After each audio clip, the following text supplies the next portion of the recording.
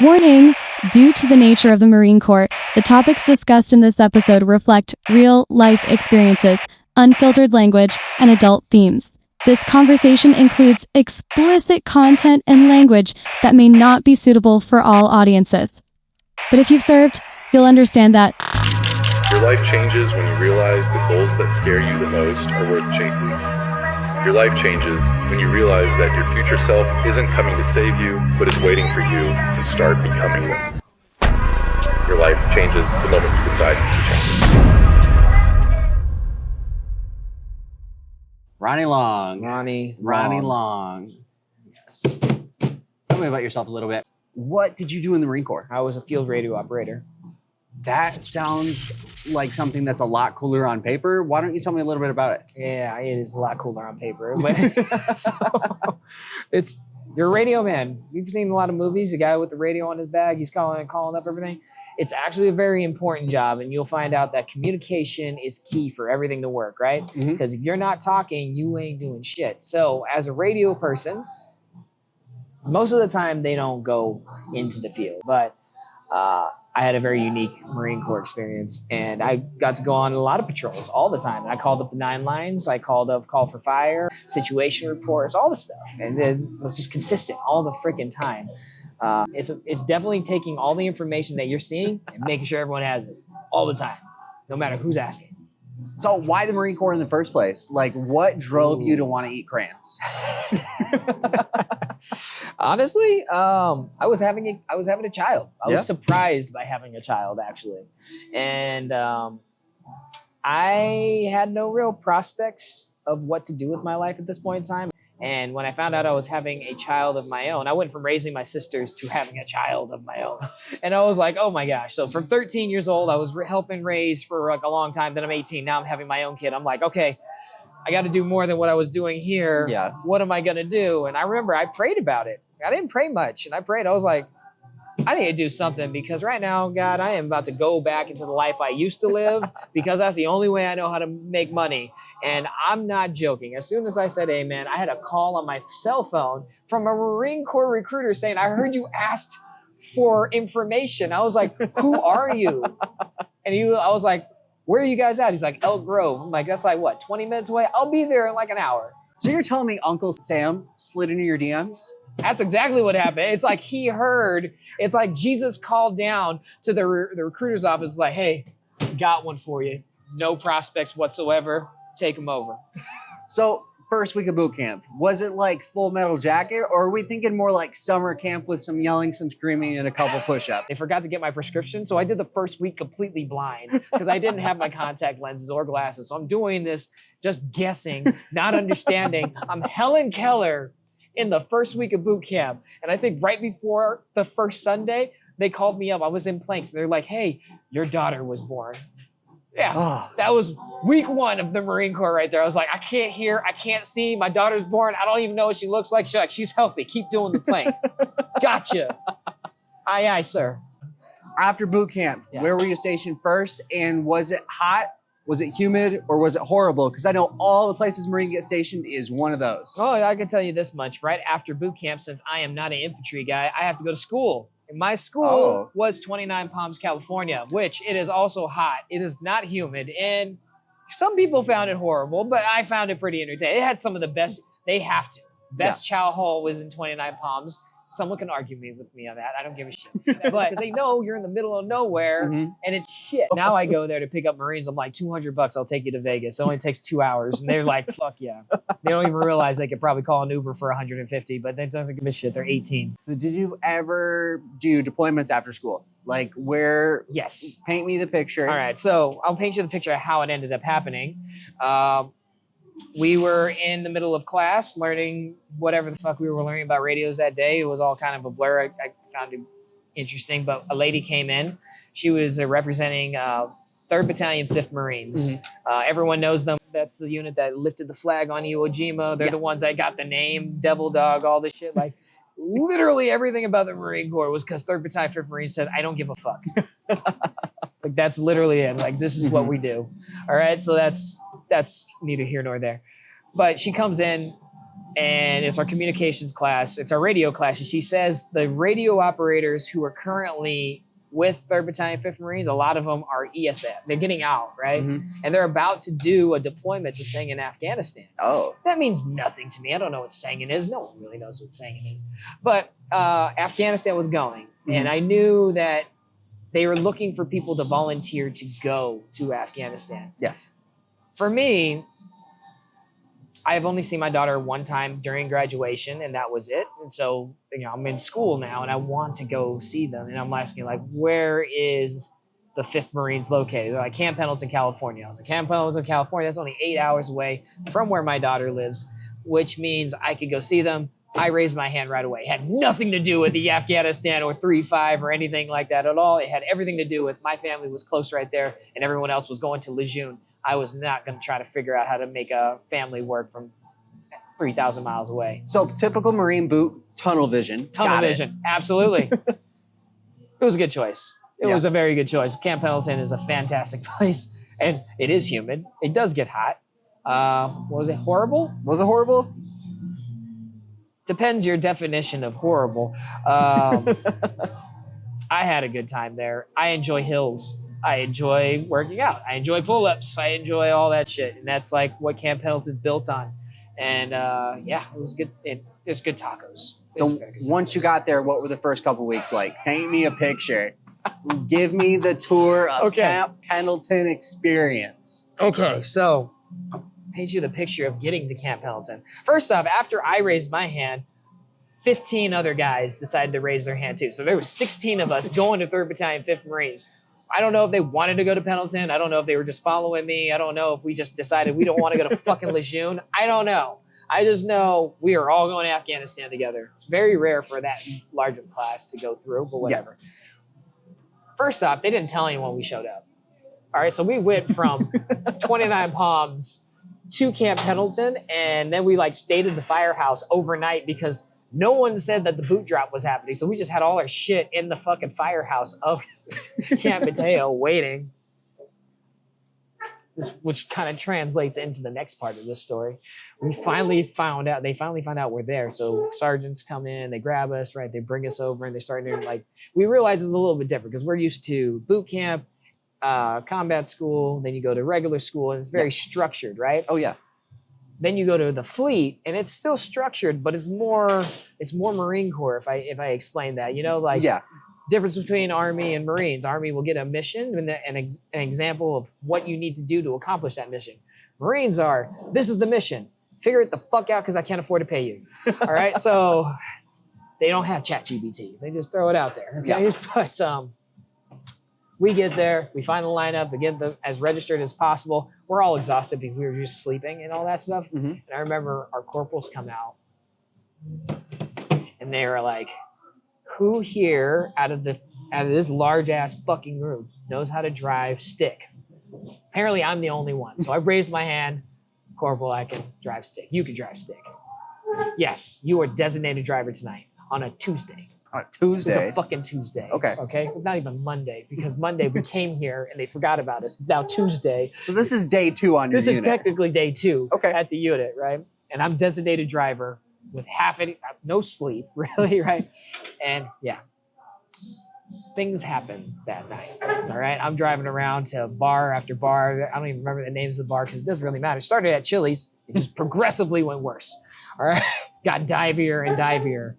And I don't drink. Mm-hmm. I've never touched alcohol in my entire life, never smoked, just driving around. Yeah.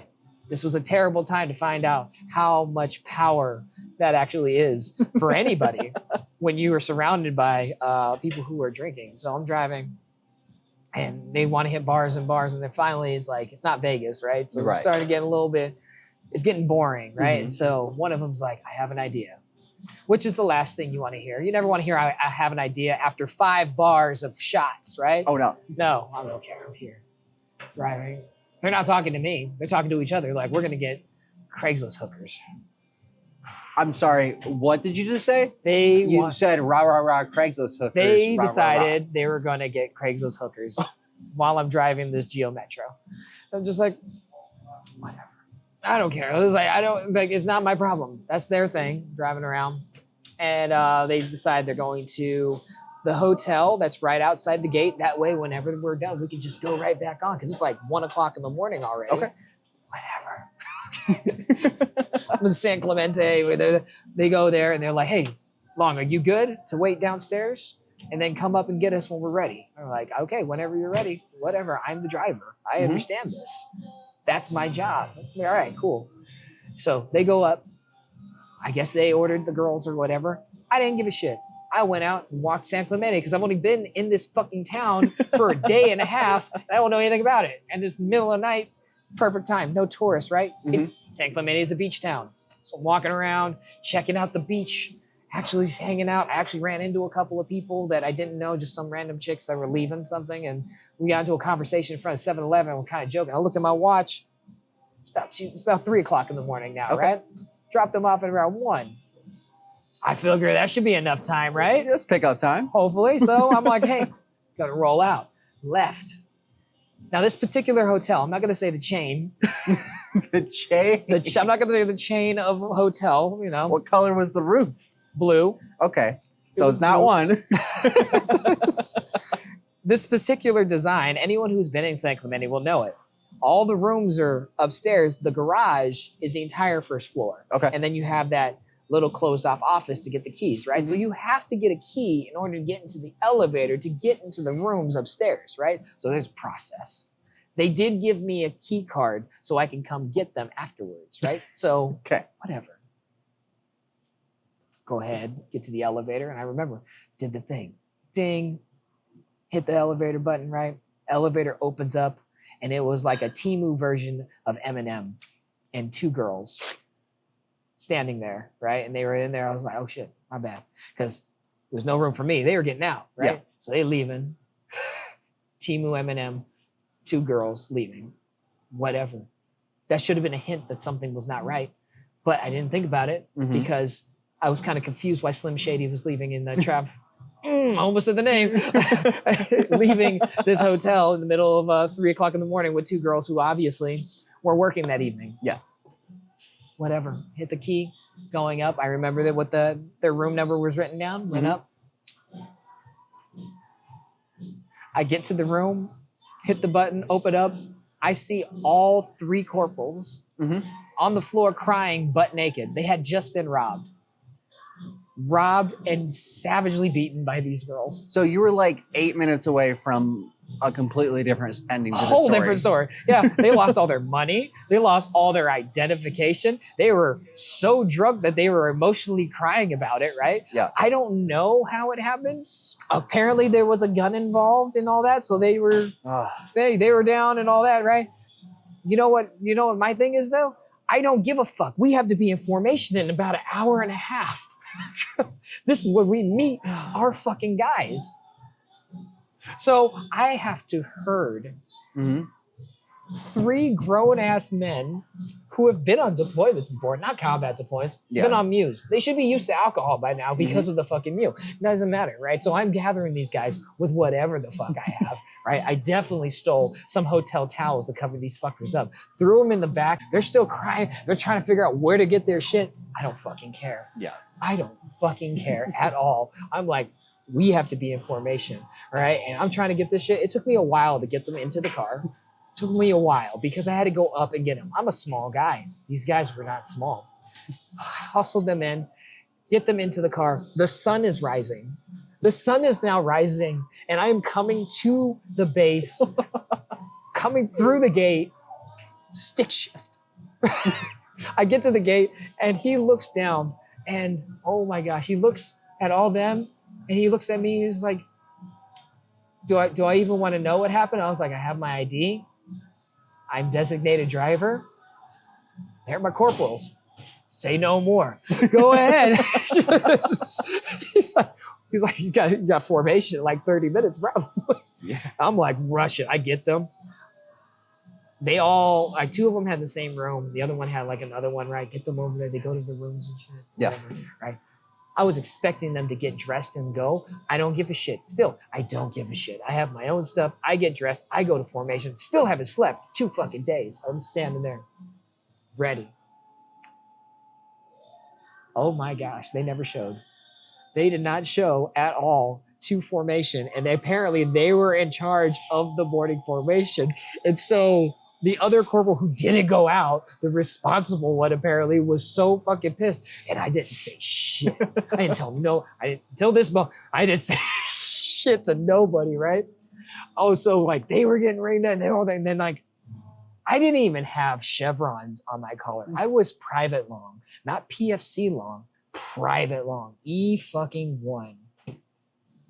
And these guys, for like, first off, they dealt with their shit. The next day I get over there and I'm hearing like, hey, Long, you want like a monster or something? Like you want breakfast burrito? I'm going to Roberto's right fucking now. I will get you a fucking, because I didn't snitch. I didn't say shit, all right? They didn't say it. I didn't talk about anything. I don't know whether they respected I didn't snitch or if they're fucking terrified that I had all the blackmail in the world about these guys getting robbed by Eminem. Oh wait, Timu Eminem and fucking 2 hookers. I don't know. But after that, the Marine Corps changed for me because I didn't deal with any hazing, none of that. In fact, they got me the fuck out of the comm shop. And we were like, we need to find out a way for him not to be here. And they put me with, like within 2 weeks of me being a radio operator, with the Aero officer. So the officer that goes into patrol to go forward to do call for fire with the fucking laser pointer and shit like that. I was that within 2 weeks of being a radio operator instead of being like the sergeant I was supposed to be because they didn't want me in that fucking comm shop anymore. They were like, he needs to do something, give him something cool so he doesn't bitch. And that's pretty much it. And then it just kind of progressively went from there. So, All right. Private Long, Your first deployment. Yeah. Why don't you tell me a little bit? You mentioned something about a bounty. Okay, so as I said, I'm a radio operator. Yes. Now there was a rumor, an interesting rumor. Now I hate to say that I was pretty good at being a radio operator in combat situation, right? I hate to like that was it. I was really good at it. Back in garrison, fucking sucks because all it is just reading nomenclatures and bunch of paperwork and shit, right? But over there, it's like, I make sure your radios are good. I get the crypto inside of it. I make sure that you have exactly what you need and that we communicate, we're able to talk. I know that I put that shit together. So when you reach out to me, you're going to be good. If I reach out to you, everything is good. If it's not good, it's because these fucking walls are too big. That was it, right? That's how you do it, right? Because I knew my shit was on point. Mm-hmm. Which is something very interesting for them because it was like kind of a trial by fire. When I got there, there was a lot of kind of weird things happening in Garrison Marine Corps during Mojave Viper and all that. And I ended up having like a rumor as someone who had a problem with authority. Was it a rumor or a little bit factual? It's 100% factual, but it doesn't mean I wasn't good at my job. But the fact of the matter is I had a problem with authority, especially from someone that's trying to tell me what to do when he's never done an actual combat deployment. And my mouth got me into a lot of trouble. So regardless, they moved me from the Aero. I was with him for a while. Then I moved over to the 5th Team of Kilo Company for Mojave Viper. But after that, I was moved to India Company, just with a platoon, just a platoon under another comm Marine. And well, I ended up taking his job within I think a couple weeks, right? And I remember when I got there, my lieutenant, when he heard that I was coming, he heard all the rumors of how shitty I was as a Marine because I didn't give a fuck about rank. I didn't give a fuck about billet. I had a very terrible mouth on me. And they couldn't put me any lower. I was already E1. How fucking low can you go? You can't go any lower. There's no E0. There's no just E, right? So all they could do is just fuck me up. And it was hard to fuck me up because I enjoyed every type of workout you gave me. Like, okay, what are we doing? Push-ups? Let's do push-ups. We doing burpees? We're doing burpees, all right? On the pull-up bar all day, right? Mm-hmm. It was annoying for other people because when someone enjoys that, it's not fun, right? You give them shitty jobs. At least I didn't have to deal with anyone because I'm doing the shitty job. Yeah. And I volunteered for shitty jobs all the time. So they didn't really know what to do with me. Mm-hmm. So like, fuck it. Give them the 3rd platoon. 3rd platoon is going as far into Afghanistan as possible to the point where this spot on the 611, Americans haven't even been to since 1980 some shit, right? We were taking it for Brits.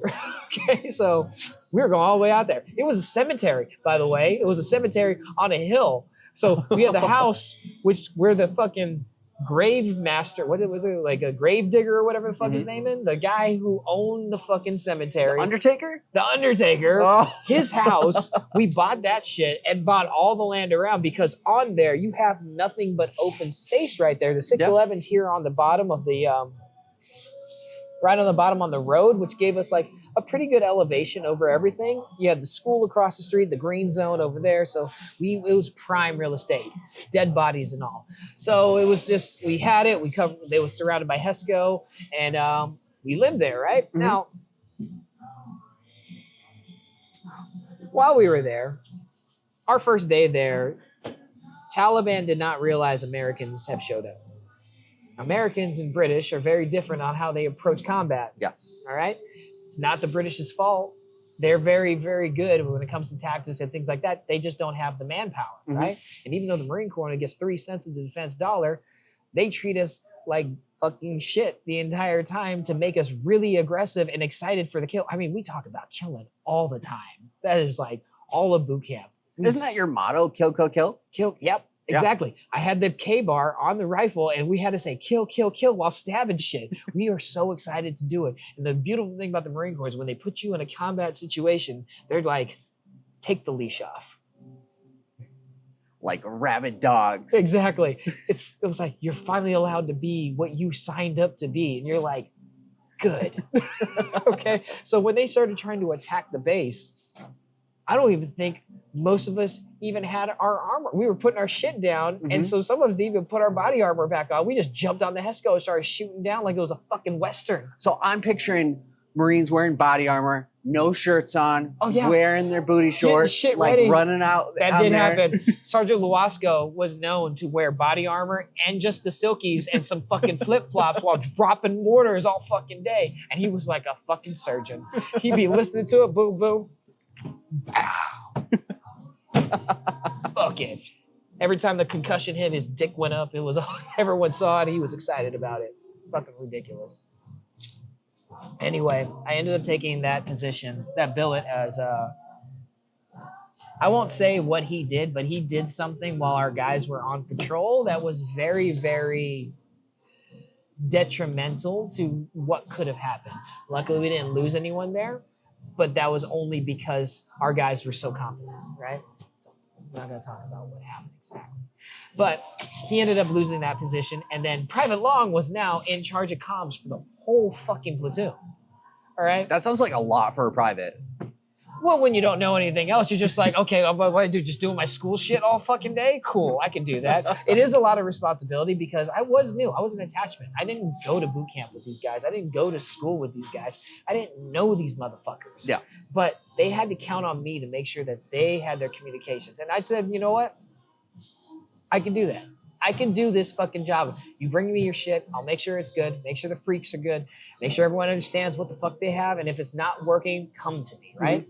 And I was good at that. And then they asked me a couple weeks into that, do I want to go on patrol? I was thinking about it. I was like, I've never been on patrol. That sounds like hiking, right? Hiking with guns. So cool. I was like, dude, does that mean I get out of this fucking room, out of this fucking chair? They're like, yes, I will go on patrol right now. When do we leave? In like 5 minutes. I'm like, I don't even know what to bring. So, it was October time, right? Yeah. I remember going on my first patrol. Bravo, his name was Bravo. He had vampire fangs on, like glow in the dark, biting vampire fangs because we had so much candy sent to us for Halloween time and all the things. And everyone was like, we're wearing these today for the patrol. Why? Because fuck them. That's why. It's already terrifying to have U.S. Marines walk around in your town. Oh, yeah. Now they have fangs. And they glow in the dark. These kids couldn't really handle already stupid shit. We went to the school once, and I was like, I did this. I was looking at the kids. We're trying to play soccer, and I'm like, all right. Fucking cried. Fucking in tears. They thought it was so fucking terrifying. Like, black magic is happening over here. I'm like, what the fuck is this? I am fucking the most entertaining person in the world of these people. gosh. Anyway, shit like that was pretty consistent, and I ended up going on patrols all the time. I went twice a day where they would be like a rotation, but I loved patrol. I loved everything about patrol because I realized when I was on patrol, everyone else could focus on their job and I had to focus on mine. It was fine, right? I'm out there, I do my shit, calling up for fire, giving up the sit reps, calling up 9 lines when it was necessary, and I was quite often, right? We were always fucking doing this shit, and it was really good. There was a couple of interesting stories I won't tell on here because we don't have that kind of time. But there became a shift in understanding, according to my translator. My translator, Abdul, was a 16-year-old Afghani kid from Kandahar, right? He just studied all these languages. He was working on this program to go through. Funny motherfucking kid. I never remember, right? And I remember one day, because it came to the point where wherever I went out, we were getting into firefights. And look, it continued going. And the 3 platoon sergeants, Kelly, Owens, and Castillo, right? Castillo didn't give a shit, right? He didn't believe in either, like, things were weird. He was just like, all right, you're with us, you're not. No matter, right? Owens didn't want me to go with him at fucking all because he said I was a fucking plague. Every time I went out, firefights happened. Kelly, on the other hand, loved killing. So it's like, Eddie, he's like, I want you with me all the time. I was like, why? He was like, because I know when you come with us, shit's about to happen. I didn't know how to feel about that, but okay. I was going with everyone anyway. I don't give a shit. Like, I'm going to be out, so that way I can do it, right? After a while, Abdul comes up, and he's like, hey, Long, yeah. I was like, yeah. I just want you to know that I heard on the grapevine, if you will, right? He used his own little term. There is a contract out for your life. I'm like, for my life? He's like, yeah, exactly. Yeah, for the Mahabarashi, 600,000 American dollars for the Mahabarashi. I was like, and Mahabarashi is radio operator. I was like, there's a $600,000 contract for my life? He's like, yes. The radio operator, glasses, antenna, 600,000. I was like, I thought about that for a second. I was like, it felt good to be wanted for once. I think that was it. Because I think as a 20-year-old kid, you know, that is not good for the ego at all because you hear there's a $500,000, I'm worth $500,000. A little more, actually. $500,000 right here. I got $100,000 after that. So it's like, boom. If I died, my family gets $500,000. But if I died, they also get $600,000. Like, technically, I'm worth $1.1 million. That's like, if you really think about it, my life is like, right, that's not good for my ego whatsoever. Because all of a sudden, I'm like, I'm fucking valuable. What's up, motherfuckers? I want to go on even more patrols. And it's not healthy. Not healthy. I feel like that translated over to a lot of things that happened on the deployment. Because at this point in time, I felt like if I was unable to be killed by these guys, it would be more of an insult to them that they tried. And oh my gosh, that number got high. The firefights, the wildness of it, until it got really cold, and all of a sudden it got a little bit quiet. Got a little quiet, not completely, but it did get quiet for a while. But man, when Abdul told me that, not healthy. Not healthy. $600,000 bounty on your head worth $1.1 million. So I bet there is an amazingly terrible nickname that came because of that. What was your nickname in the Marines? The nickname did not come from the bounty. The nickname came from my lieutenant because, again, lack of authority, lack of respect for authority. And my ego made me think I knew a lot more than I actually did. So I would give tactical advice about shit that I had no business giving tactical advice. But to be fucking fair right now, right? Lieutenant butter bars in the Marine Corps in combat, right? Yes, they go to OCS. They learn how to be fucking leading Marines, right? But you know what kind of degree you need to become a lieutenant of Marines to lead them into combat? You know what degree you need? Any degree, period. Anything. Yes. We had one that studied fucking horticulture or some shit. It had to do with wine. He studied wine. He was like, you know what I want to do? Slay bodies. What the fuck? So he went from a sommelier. Sommelier, that's it. Yeah, I know I'm butchering that, but he went from picking out wines to picking out caskets. Yeah, pretty much, right? I actually told him different story. That was a complicated story. I think that was the story that actually ended up being like, this guy needs to die soon. That's pretty much that had it involved him specifically. So it sounds like there's a lot of get up and go, a lot of all movement. The time. You're always doing so with a lot of that something. talking, it ended up my lieutenant started joking because you call a lieutenant actual, right? On the radio. Like, so for him, he was Ronin 3 actual. So that means he was India Company, Ronin, 3rd Platoon, 3, actual. He's the lieutenant, Ronin 3 actual. Yeah. I was Long Dong actual.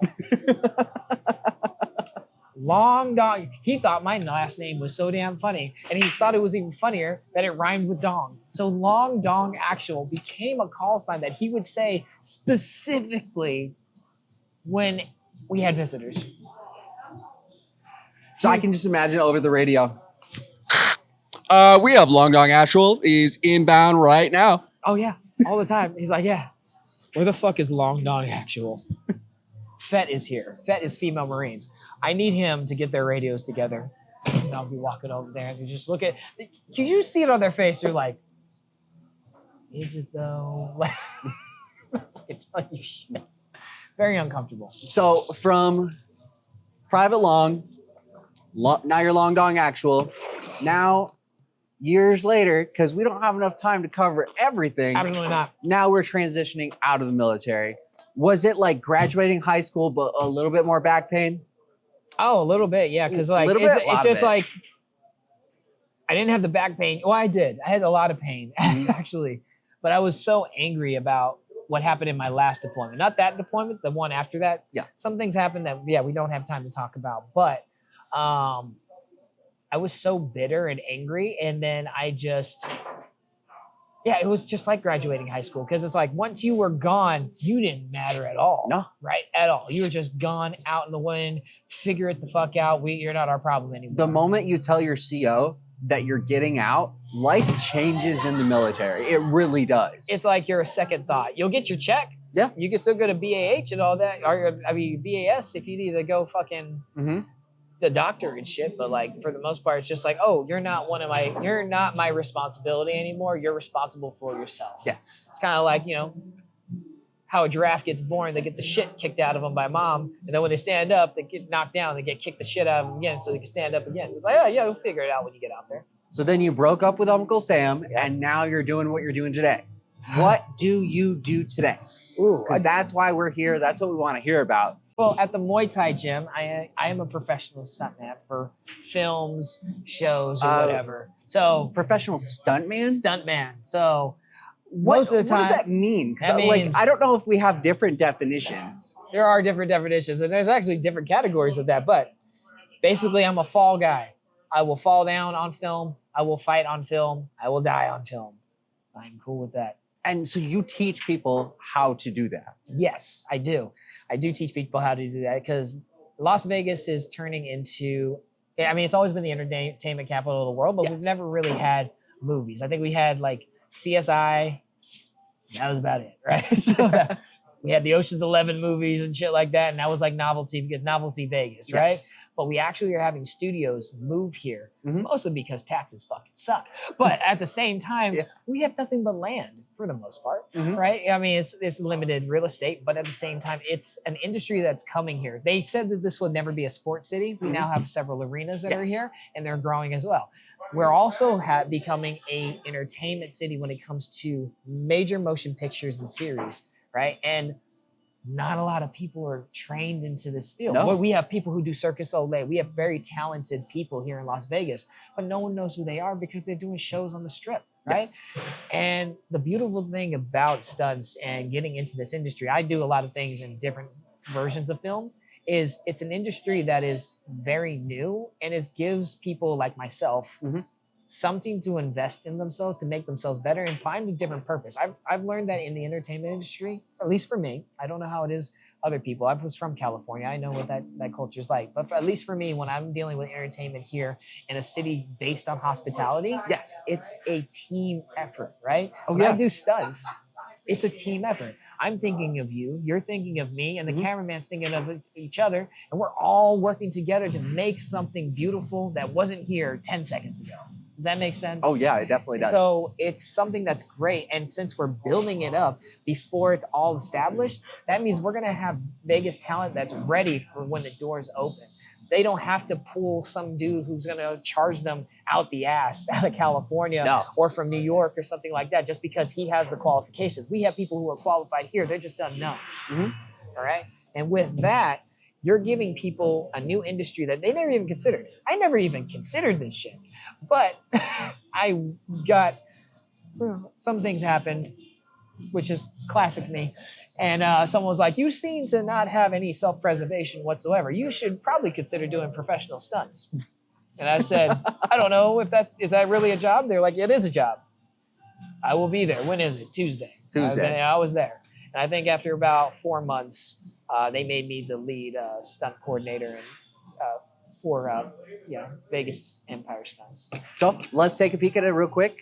Tomorrow you're taking me out, and we're gonna do a little bit of camera magic and show it. Coach, thank you so much for having me here. Where are we? What are we doing today? We are at Knock Muay Thai over here on Hacienda in Decatur. We're going to start working on some basic stunt drills today. So for stunts for like movies and shows, that's what we really specialize in. That's what we're going to do today. Stunts? I thought I was just recording you doing your thing. No, in fact, you have to change your clothes. I have to at least lose the blue shirt. You did not tell me this ahead of time. So, I mean, when I said stunts, I figured you'd understand that there was going to be some rolling around. I didn't realize you were going to have me do it. You were definitely doing it. I cleared out the space so that way it was just you and me today. It's perfect. So, I guess we should get started.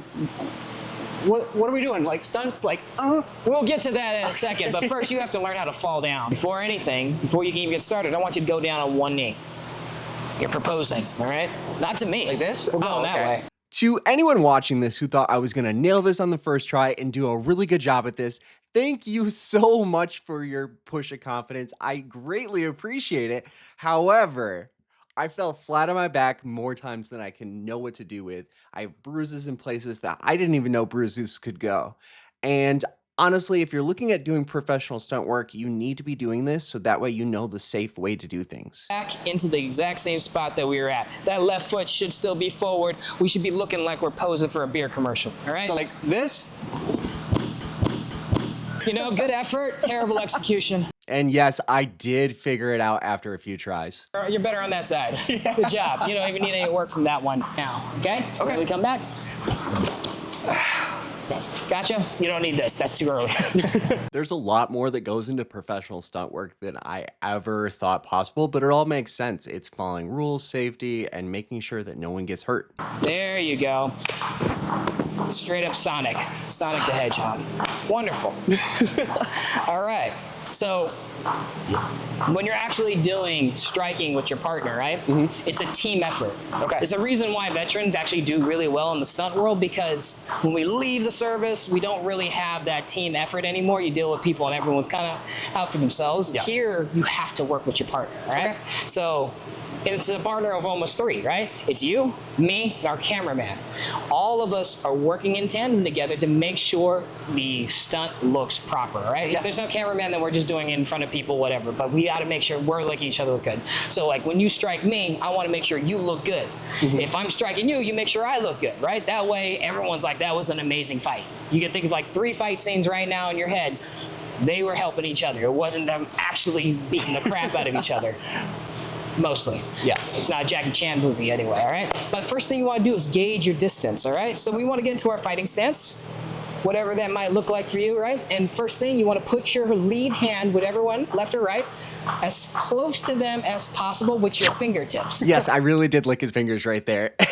And they were incredibly salty. But here's the thing. He's showing me the importance of measuring out your strikes, knowing how to turn your head on camera, because that's what this is for. This is for movie studios. This is for those production crews that are coming to Las Vegas soon, and it's ensuring that we're ready as a city for these influx of jobs. And if you're ever looking at doing professional stunt work, I highly recommend going to Ronnie's class, because this is going to teach you everything you need to know. Right? Boom. And I know that kick looked professional, right? Wrong. This is day one class. And Nakamui Tai is expanding. They are working on a second production studio, and this is just one of their spaces. They are getting ready for these influx of jobs, and if you're looking to get into professional stunt work, this is where you need to be. Period.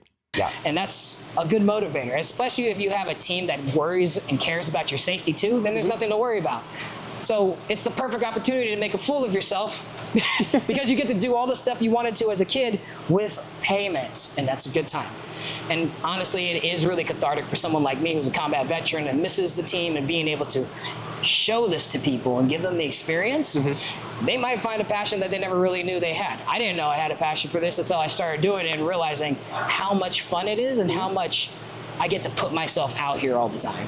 And I think people really would appreciate that. And ironically, I need more men. For some reason, I have more women who come to these things than guys, and I don't know what the reason for that is. Kelly actually has a theory. The theory is guys don't like to look like they can lose. And if you're a stuntman, you're not the main person, so you probably will lose the fight every single time. Yeah. I don't mind losing, especially for $500. I'll throw in the towel. But yeah, that's Awesome, pretty much dude. it. Thanks for having me here. Be real with me. Am I Real. ready for John Wick 5, or am I just gonna be cast as maybe stuntman number 12? Or do I need to look into a completely different profession altogether? Oh, I'll tell you this. You could be in John Wick 5. But I don't think it's gonna be that. Do you remember that one guy in John Wick 1 where he was standing by the door and then he just gets snatched up into the dark? Yeah. Perfect fucking role. He can disappear. So your other thing that we're gonna dive into really quick, Yeah. pole fitness. Are you gonna teach me how to twerk, or what are we doing? Because I know you wanted to show me that too. Like, what are you about to teach me? And tell me all about it. The funny thing is about that statement. When I tell people I work at a pole dance studio, I never lead that I teach Krav Maga and escape tactics. But when I say I work at a pole dance studio, they always ask, were you military?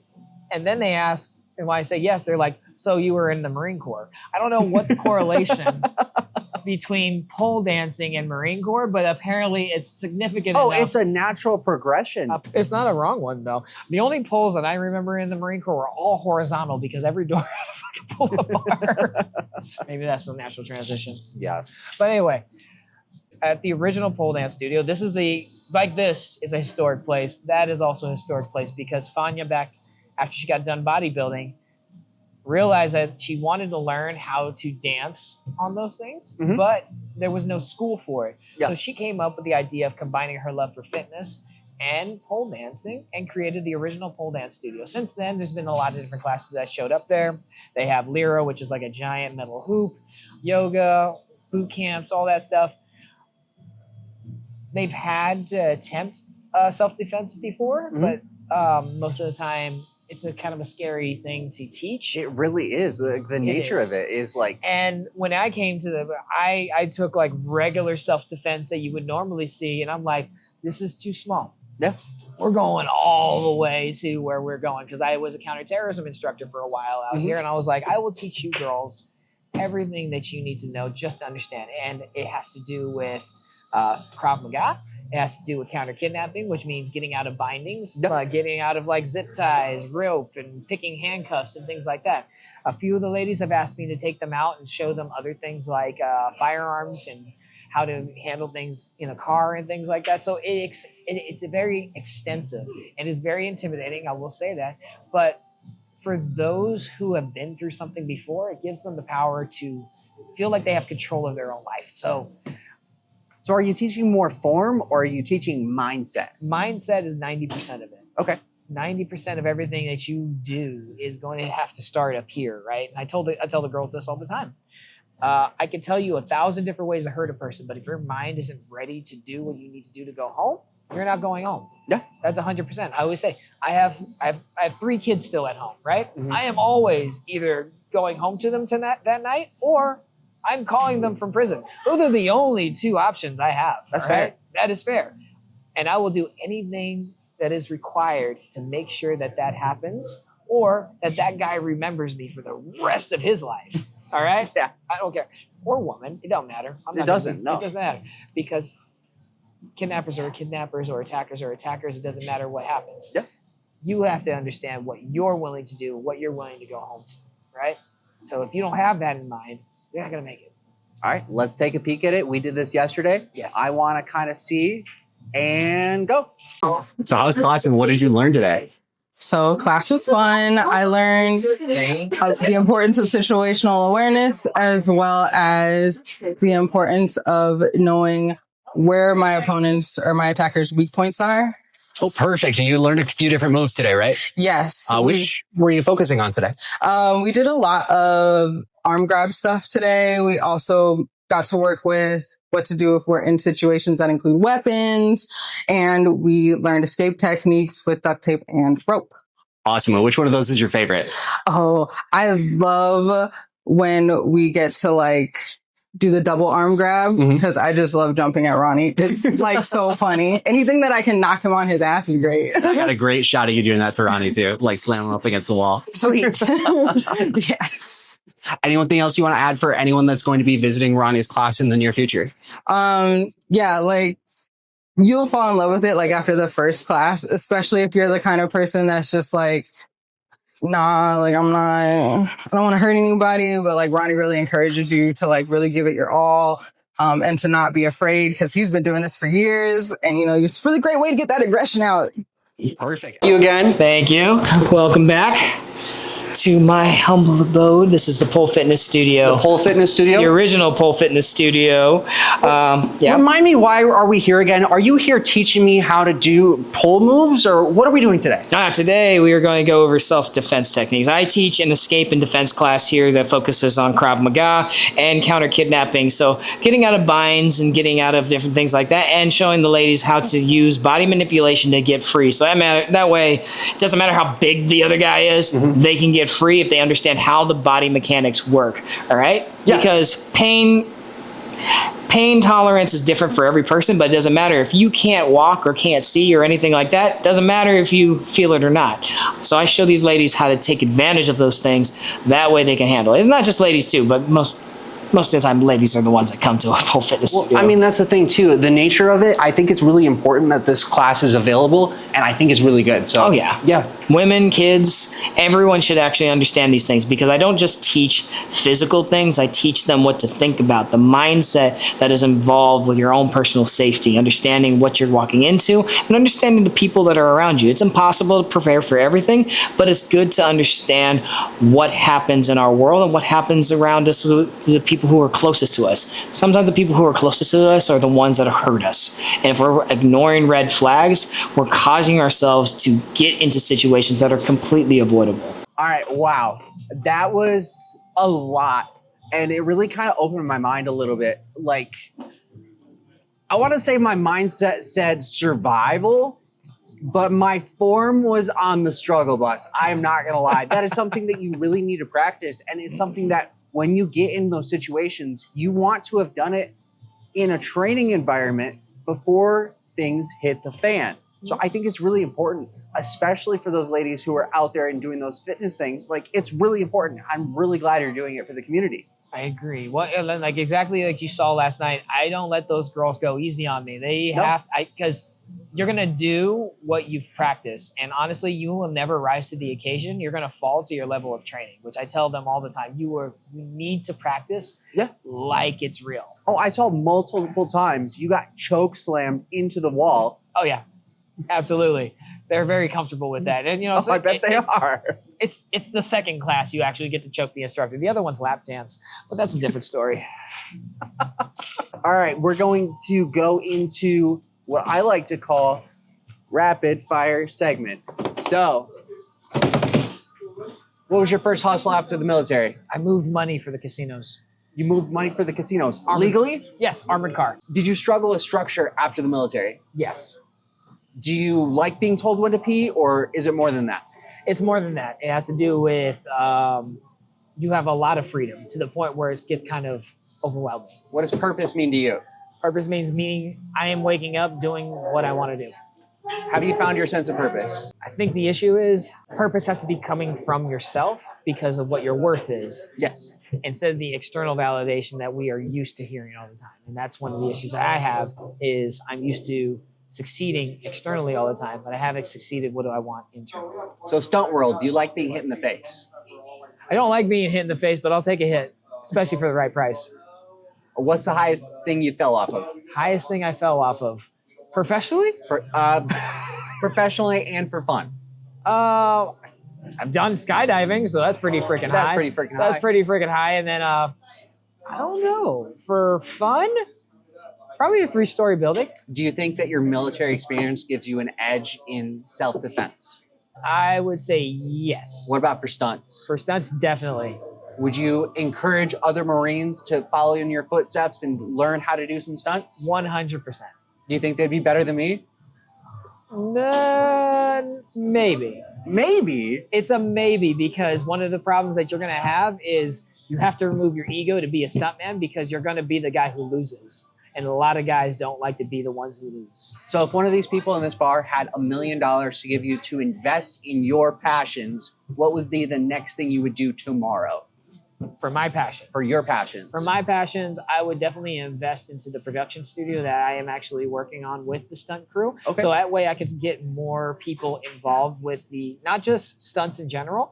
I wanted to have something that would be able to help people understand everything in the film industry, right? Yes. Writing, film development, understanding how to do post-production, understanding how to pitch, all these things, and getting out there and having your own thing. So that way you don't have to beg mercy for all these major corporations. Yeah. You can just go ahead and make it yourself and kind of be like a local hero that will actually expand out. I'm making a documentary right now. It is absolutely something I need to invest money into, but I don't have people who know about it yet. So let's plug your documentary real quick. Tell me what it's about.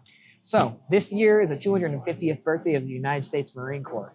And Philadelphia is reopening Ton Tavern, the original birthplace of the Marine Corps.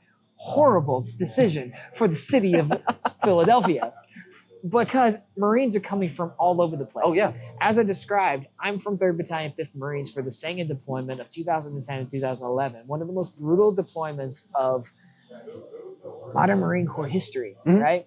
We lost 25 people to death, right? They died. And a lot more have lost limb, shot, couldn't fight. It was literally a skeleton crew that we were left with by the time it was October. We started in September. By October, we had a skeleton crew left, and we still took out the Taliban stronghold completely. And there's whole books you can read about it, right? Since that deployment, we have had almost 40 to 50 suicides and deaths. We're dying. A lot of us are dying in different ways. Like, suicide is the biggest. Some people are dying of sicknesses. I had a friend, he had stage 4 lung cancer. He's never smoked a cigarette in his life because of the health conditions that are going over there.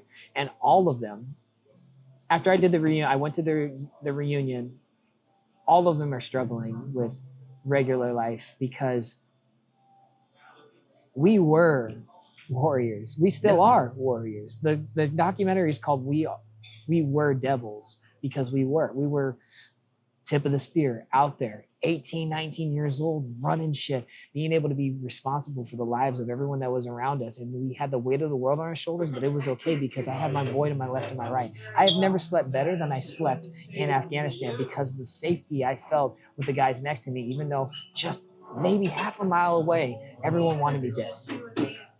But I could sleep because they were there. We might even like each other, but the fact is that they were there. And the documentary has to do with me going to Ton Tavern. I was planning on going to Ton Tavern anyway. I was going to make a road trip to go see a few of these guys on the way there, just to be with them. I go to weddings. I go to fucking baby showers. I go to all the shit that celebrates them, because when you're out here in this regular world, yeah, you were a Marine. Yeah. You could say you're a Marine, but you were a Marine, because no one out here gives a fuck. They want to make sure you can pay taxes, that you can mop a floor correctly, that you can do all this shit. But some guy who has done not even half the shit you are doing tells you that you are worth this much.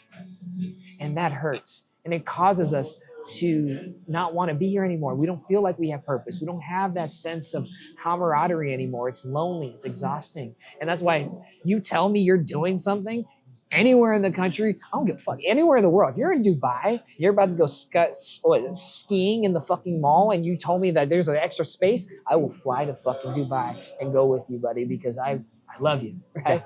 I still tell each one of these guys I love them all the time. And they tell me the same shit.